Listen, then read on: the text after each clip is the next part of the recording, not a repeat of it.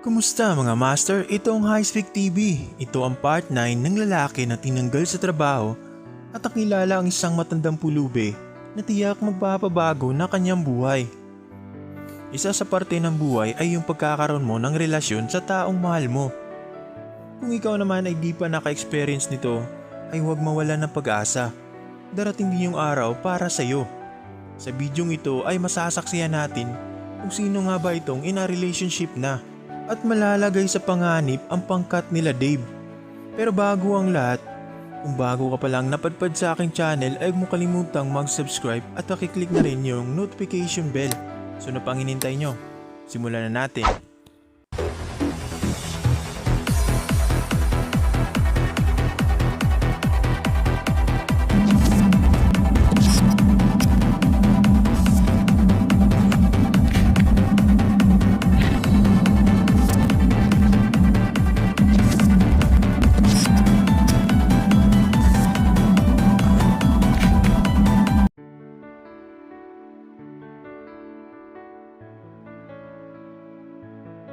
Isang umaga ay excited na nga ang lahat sa magaganap na final exam sa PE class nila Dave, Anastasia, Sheena, Dance, Lemard at Abu. Sa mga oras na yun, pagtunog ng bell ay muli namang nagkita sina Rock at Che. At nagkatinginan muna ang dalawa bago nagsalita ang isa't isa. Hello Rock. Hello din Che, wala ka bang pasok? Sabi naman ni Che, wala na Rock. Sabi naman ni Rock, okay lang ba na makasama ka kumain? Sabi naman ni Che, sure, why not? At doon na nga, may mabubungang pagtitinginan sa dalawa na tiyak may malaking impact sa buhay ni Rock.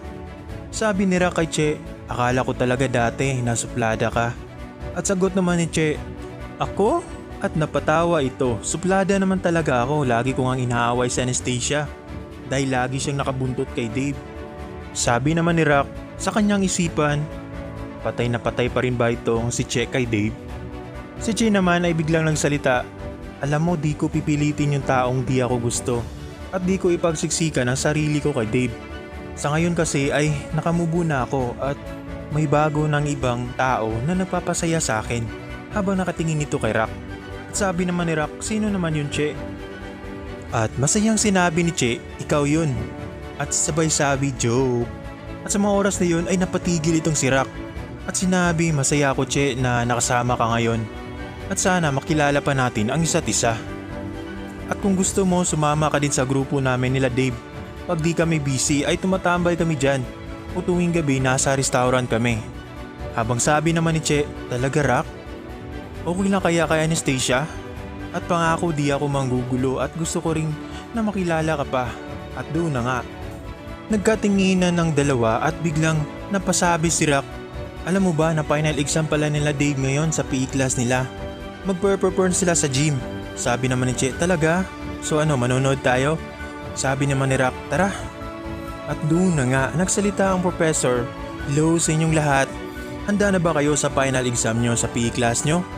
Nais kong ipaalam sa inyo na kung sino man ang top 5 na pares ay siguradong may plot 1 na grado. At yung kulelat naman ay okay pa rin kasi meron naman 3. So ano pang hinihintay nyo? Simulan na natin.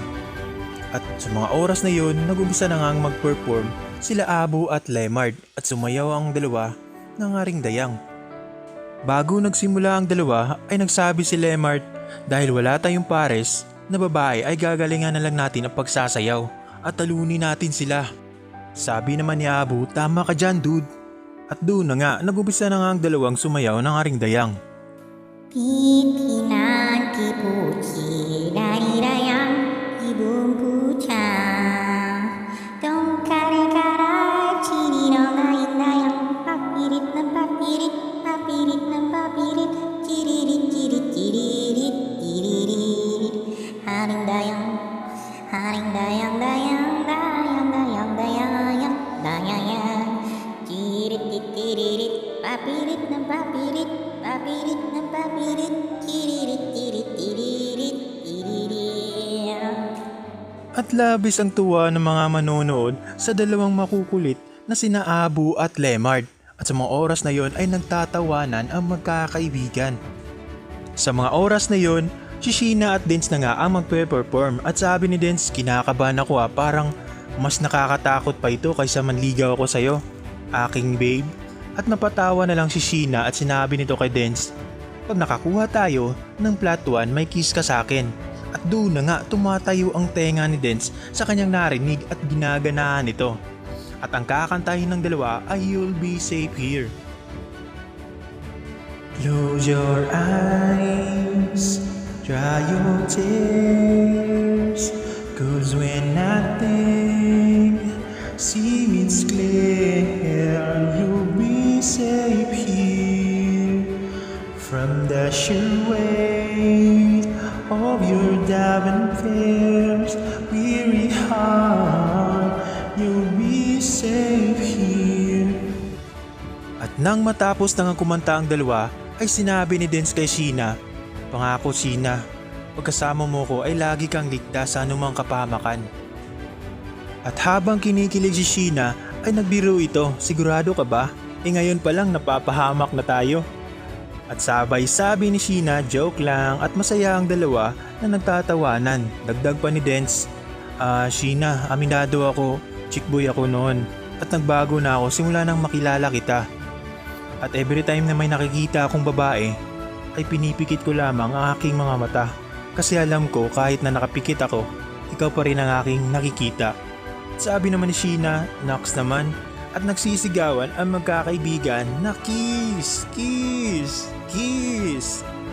At nagsalita na ang professor, okay, ang susunod na magpe-perform ay sina Anastasia at Dave. At sabi ng Anastasia, kinapakabahan ako Dave. At sabi naman ni Dave, huwag kang kabahan, habang hawak-hawak nito ang mga kamay ng Anastasia na mahigpit. At doon na nga, ang kakantahin ng dalawa ay Tabi. Naranasan mo na bang mawala ng makakasama sa gitna ng daan, di alam ang pupuntahan. Huwag mag-alala, hindi kita pababayaan sa iyong tabi. Ako ay iyong mahahawakan, huwag mag-alala, hindi kita pababayaan sa iyong tabi. Ako ay iyong mahahawakan.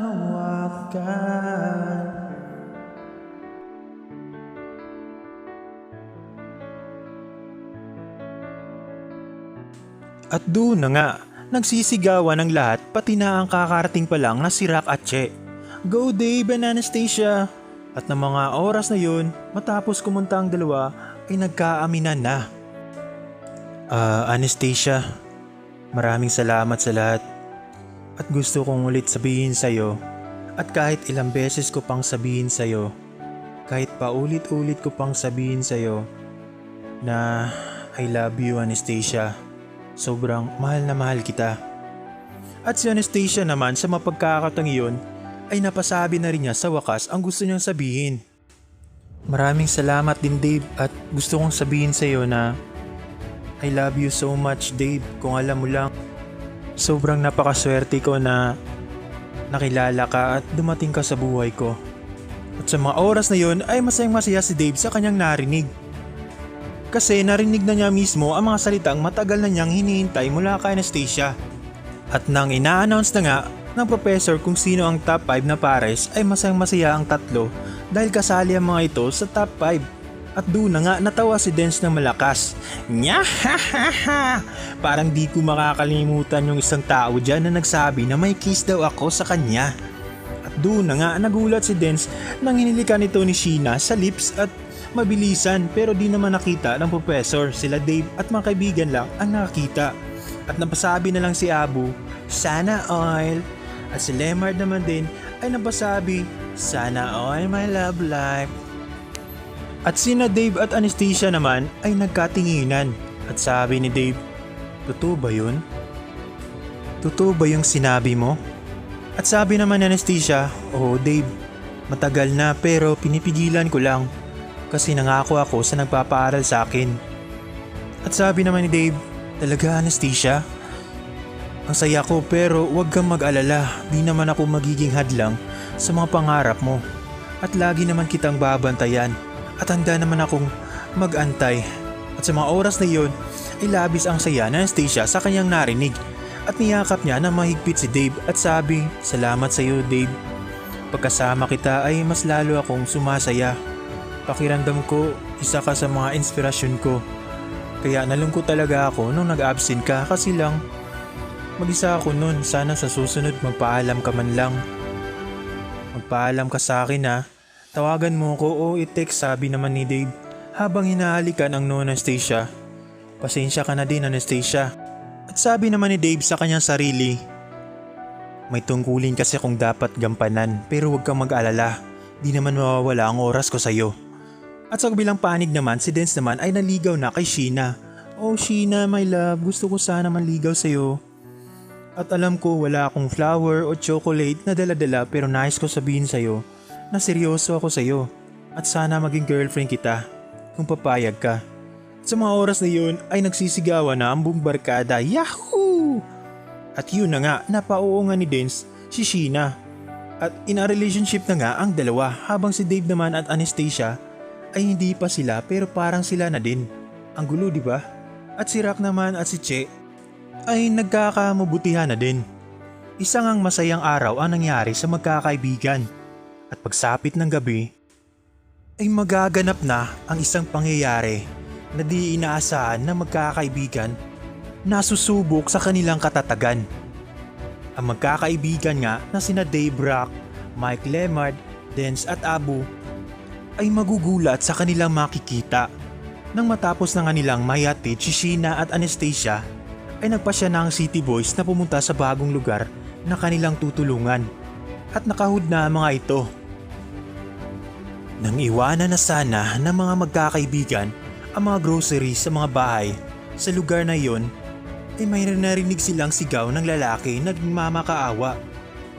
At sa mga oras na iyon ay magkatabi pa ang mga magkakaibigan at sabi ni Dave, "Huwag kayong maingay, dito lang tayo." Nagtatago nga ang magkakaibigan sa isang makapal at may nakaharang na damo. At sabi naman ng lalaki, "Wag po Sir Scorpion, maawa po kayo sa akin. May pamilya po ako." At habang nakatawa ang lalaki, "Anong awa-awa? Alam mo bang wala ako niyan? Please lang Sir Scorpion, maawa kayo, may pamilya ako. Huwag po, wala naman akong kasalanan sa inyo." At sabi naman ng lalaki na habang nakatawa ito, "Anong awa? Alam mo bang wala ako niyan?" At agad na lang binaril sa ulo ang lalaking nagmamakaawa. At sabi ng kasama nito, "Tara na Scorpion." At sa mga oras na yun ay parang nabalisa si Dave at napaiyak kasi nag-sink in sa kanyang utak ang nangyari sa kanyang tatay Bel. Habang sila Abu at Dance naman ay nanginginig sa sobrang takot. At sabi nito, "Umalis na tayo dito Dave." Sabi naman ni Dave, "Antayin na muna natin. Nang ilang minuto baka andyan pa sila." At nang makaalis na nga ang mga armadong lalaki at hindi klaro ang mga itsura nito ay nanlumo si Dave sa sinapit ng lalaki na binaril. At sabi naman ni Rock, "Alis na tayo, baka madamay pa tayo." At nang umalis na nga ang mga magkakaibigan sa lugar na iyon, habang tumuloy muna sina Rock kina Dave at doon ang mga magkakaibigan ay balisa pa rin na di nag-uusap ng maayos. Ang gabi nga sana para tumulong, ang magkakaibigan ay nabalot ng takot at trauma. Sabi naman ni Lemard, "Ang sama talaga ng lalaking yun," habang umiiyak ito. Sabi naman ni Abu, "Oo nga, pamilyado pa yung lalaki." Si Dave naman ay balisa pa rin ng mga oras na yon at pagod na pagod sila. At dahil pagod na pagod ang mga magkakaibigan ay nakatulog ang mga ito na di nila namamalayan. Kinabukasan, araw ng linggo, pagising ng City Boys ay ganun pa rin at napasigaw itong si Dance, "Di pwede na ganito tayo. Di natin alam ang rason ba't niya yun ginawa pero di yun makatarungan." Sabi naman ni Rock, "Tama ka dyan Dance. At hindi pwede na wala tayong gagawin. Dapat i-report natin ito. Hindi kaya ng konsensya ko na manahimik na lang. Di natin pwedeng kalimutan na lang ang nangyari." At sabi naman ni Dave, Tama kayo, dapat maging witness tayo sa pangyayari at tulungan ang mga otoridad. Kung ano man ang nasaksihan natin. At sabi naman ni Mike, tama ka dyan bro. At doon na nga, araw ng linggo ay pumunta ang mga magbababarkada sa presinto para i-report ang kanilang nalalaman. Ano kaya ang sunod na mangyayari? Yan ang ating pakaabangan. Abangan nyo ang part 10. Maraming salamat sa inyo.